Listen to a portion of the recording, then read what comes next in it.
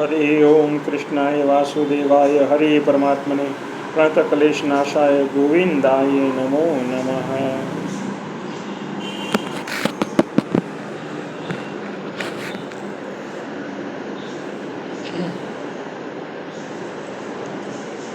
દિવાળી પછીના નવા વર્ષમાં ગીતા જ્ઞાનનો પાઠ ચાલુ પાછા કરી રહ્યા છીએ. અધ્યાય બીજો અપલોડ કરેલ છે. અધ્યાય ત્રીજો આ વર્ષથી નવો સંકલ્પ કરેલ છે કે એક અધ્યાયને ભલે 2 ભાગમાં કે 3 ભાગમાં મૂકવો પડે, પણ જરૂરી સ્થળે એના અર્થ સમજાવવા અને એને વિગતવાર એની માહિતી આપવી. પ્રશ્ન સમજણ પ્રમાણે જેટલું સૂચશે એટલું હું કહીશ. બાકી હરે કૃષ્ણ કૃષ્ણ કૃષ્ણ હરે હરે. બને એટલું નેગેટિવ લેવું, પોઝિટિવ ન લેવું અને જિંદગી હંમેશા પોઝિટિવ જ જીવી. હરે કૃષ્ણ. હવે અધ્યાયનો પ્રારંભ થાય છે અને આ ચેનલનું નામ જ જગાભાઈના ઝાટકા છે, એટલે ક્યાંય ખોટું લાગે તો સહન કરી જવું, કેમ કે ભગવાનનું કામ છે. હા ભાઈ, જય શ્રી કૃષ્ણ. અધ્યાય ત્રીજો કર્મયોગ. અર્જુન ઉવાચ. અર્જુન બોલ્યા, હે જનાર્દન, કર્મ કરતા જ્ઞાનને તમે જો વધારે ચડિયાતું માનો છો તો હે કેશવ, મને તમે ઘોર કર્મમાં કેમ જોડો છો? તમારા આવા દ્રિઅર્થી વાક્યોથી મારી બુદ્ધિ મૂંઝવણમાં નાખતા હોય એવું લાગે છે. તો મારા માટે કલ્યાણકારી હોય એવી એક જ વાત તમે મને નિશ્ચયપૂર્વક કહો. શ્રી ભગવાન વાચ. શ્રી ભગવાન બોલ્યા, હે નિષ્પાપ, આ લોકમાં જ્ઞાનયોગ વડે જ્ઞાનીઓની અને કર્મયોગ વડે યોગીઓની એમ 2 પ્રકારની નિષ્ઠા પૂર્વે મેં કહી છે. કેમ કે કોઈ પણ મનુષ્ય એક ક્ષણ માત્ર પણ કર્મ કર્યા વગર રહી શકતો નથી. તેથી પ્રકૃતિના ગુણોથી પ્રેરાઈને પણ સર્વેને પરવશપણે કર્મો તો કરવા જ પડે છે. મનુષ્ય કર્મ ન કરવાથી કર્મોથી મુક્ત થવારૂપ મારા નિષ્કર્મ્ય ભાવને પામતો નથી, તેમજ કેવળ કર્મોના ત્યાગથી સિદ્ધિને પ્રાપ્ત થતો નથી. હવે મનુષ્ય કર્મ ન કરવાથી અને કર્મોથી મુક્ત થવારૂપ મારા નિષ્કર્મ્ય ભાવને પામતો નથી, તેમજ કેવળ કર્મોના ત્યાગથી સિદ્ધિને પ્રાપ્ત થતો નથી. એટલે તમે એવું સમજતા હોય કે ભગવાન કંઈ કરતા નથી. વિષ્ણુ ભગવાન, બધા ભગવાન બેઠા રહીએ છે. વિષ્ણુ ભગવાન શૈયા ઉપર બેઠા રહીએ છે, કૃષ્ણ ભગવાન દ્વારિકામાં બેઠા રહીએ છે, શિવ કૈલાસ ઉપર બેઠા રહે છે. ના, એવું નથી. આમાં ચોખ્ખું લખ્યું છે કે કેવળ કર્મોના ત્યાગથી સિદ્ધિ નિષ્કર્મ્ય ભાવને પામતો નથી. તમે એવા રૂપે એમને ધારો ને તો તમે એમને ન પામી શકો. તમારે એમને કેવા સમજવા જોઈએ એ સાંભળો આગળ કે એ કેવા છે. કોઈ પણ મનુષ્ય એક ક્ષણ માત્ર પણ કર્મ કર્યા વગર રહી શકતો નથી. તેથી પ્રકૃતિના ગુણોથી પ્રેરાઈને પણ સર્વેને પરવશપણે કર્મો તો કરવા જ પડે છે. દરેક વ્યક્તિ સાવ નવરો બેઠો રહેતો હોય ને, એ કાંઈક ને કાંઈક તો કરતું જ હોય, કાંઈ ને કાંઈક કર્મ કરતું હોય. કાં કોકની પતર ખાણતું હોય ફોન કરીને, એ ખરાબ કર્મ કરતું હોય. કાં કોકની પથારી ફેરવતું હોય, બરાબર, કાં કોકને બધાવતું હોય. એટલે એ એક જાતનું એનું કર્મ છે. એ કર્મ તો કરતો જ હોય છે. એમાં નિષ્કર્મ્ય ભાવ એનામાં આવે જ નહીં, બરાબર. જે મૂઢાત્મા કર્મેન્દ્રિયોને વશ રાખે છે, પણ મનથી ઇન્દ્રિયોના વિષયોનું મન વડે ચિંતન કરતો રહે છે, તે પોતાની જાતને છેતરે છે અને ઢોંગી કહેવાય છે. કહેવાનો અર્થ એ થાય છે કે તમે કોઈ પણ વસ્તુ, તમને ખાવાની ઈચ્છા થાય, કોઈ પણ ભોગ ભોગવવાની ઈચ્છા મનમાં સતત ચાલુ ને ચાલુ હોય, પણ તમે સામેવાળાને એમ કહો કે ના ના ના ના, હું તો એવો નથી હો, ના, આપણે એ ન હાલે. ચા પીવી હોય, ચાની ઈચ્છા થઈ પણ શરમના માર્યા એમ કહો કે ના ના ના, મારે એ નથી પીવી ભાઈ, હું નથી પીતો યાર, બરાબર. એને વિવેક ન કહેવાય, એને તમારી ઈચ્છાને મારી કહેવાય, બરાબર. પછી એ ચા ન પીધી, એ ખાવાનું ન ખાધું કે પીઝા ન ખાધો કે કોઈ વસ્તુ ન ખાધી, પછી મગજમાં ચિંતન ચાલુ રહીએ કે સારું ખાઈ લીધું હોત તો સારું થાત, એટલે એ તમે ઢોંગી કહેવા. એમ કહેવા માંગે છે.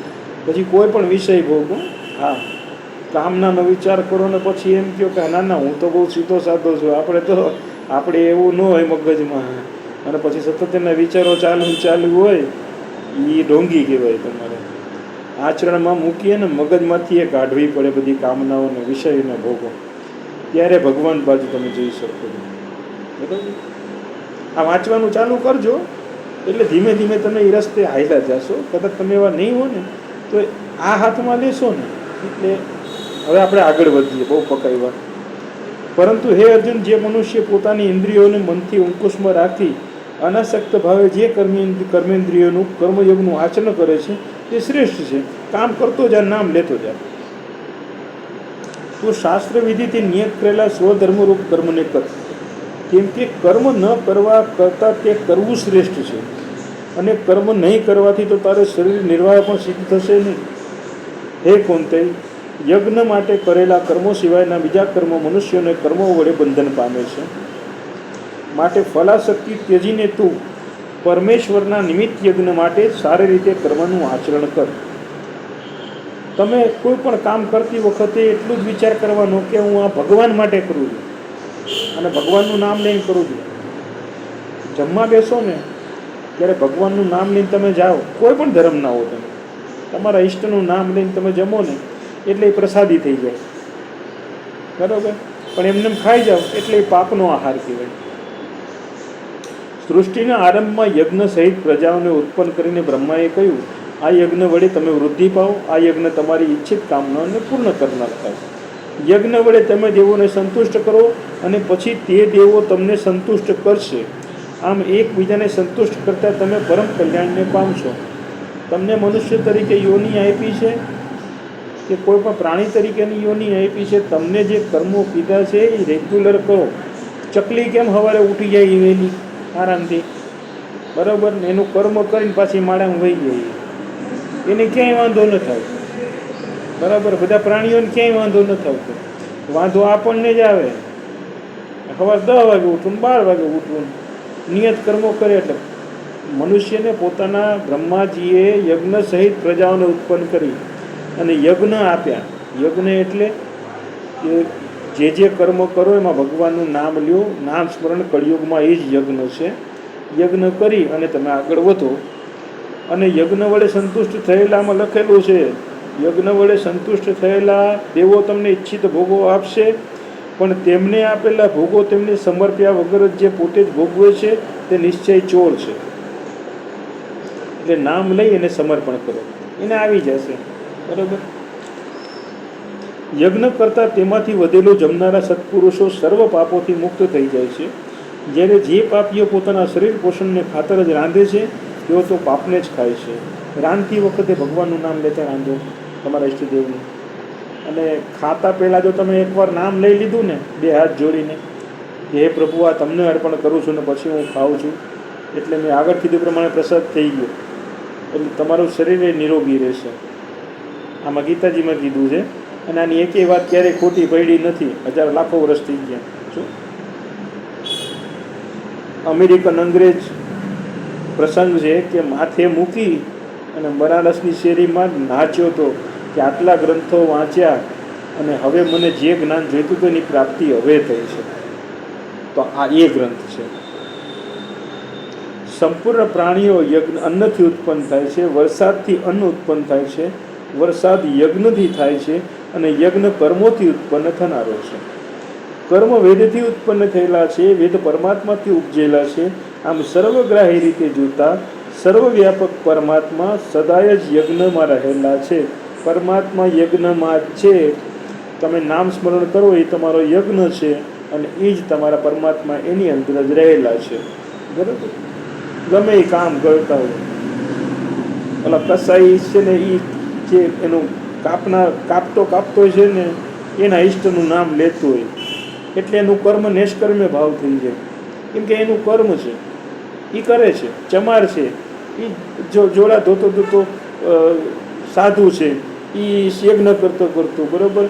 દરેક વ્યક્તિ પોતપોતાનું કર્મ કરતાં જો ભગવાનનું નામ લે એટલે એ એક જાતનો યજ્ઞ થઈ ગયો એવું સમજવાનું, અને એમાં પરમાત્મા રહેલા છે. બરાબર?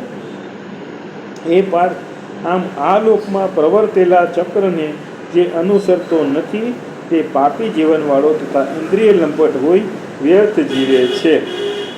બરાબર. આ લોકમાં પ્રવર્તેલા ચક્રને જે કામ તમને આપ્યું છે એ તમે ન કરો અને તમે એને અનુસરો નહીં, એટલે તમે ઇન્દ્રિય લંપટ કહેવાઓ અને તમે વ્યર્થ જીવન જીવો છો, ભલે 100 વર્ષના થાવ. બરાબર. પાછો મનુષ્ય જન્મ આવે ત્યારે પેક જમા થઈ જાય તમારું, અને એ પાછું તમારે ભોગવવાનું રહે. આ અધ્યાય, ત્રીજા અધ્યાયનો 16મો શ્લોક અહીં આપણે પૂર્ણવિરામ આપીએ, અલ્પવિરામ આપીએ છીએ. પૂર્ણવિરામ ભૂલથી બોલાઈ ગયું, ક્ષમા. 16મા શ્લોકમાં આપણે અલ્પવિરામ આપીએ છીએ. 17મા શ્લોકથી આવતીકાલથી આપણે નવો અધ્યાય, ધ બિગિનિંગ કહેવાય ને ઓલું, પુષ્પા 2, પુષ્પા 1, પુષ્પા 2, બરાબર, એમ આપણે ધ બિગિનિંગ કરીશું. બરાબર.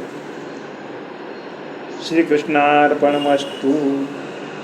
બોલવામાં કંઈ અવિવેક થઈ ગયો હોય તો અપરાધ શાસ્ત્રાણી કિયંતી હર્નિશમયા દાસો મમી મમત્વ ક્ષમસ્વ પરમેશ્વર. ક્ષમા આપજો પ્રભુ. જય શ્રી કૃષ્ણ.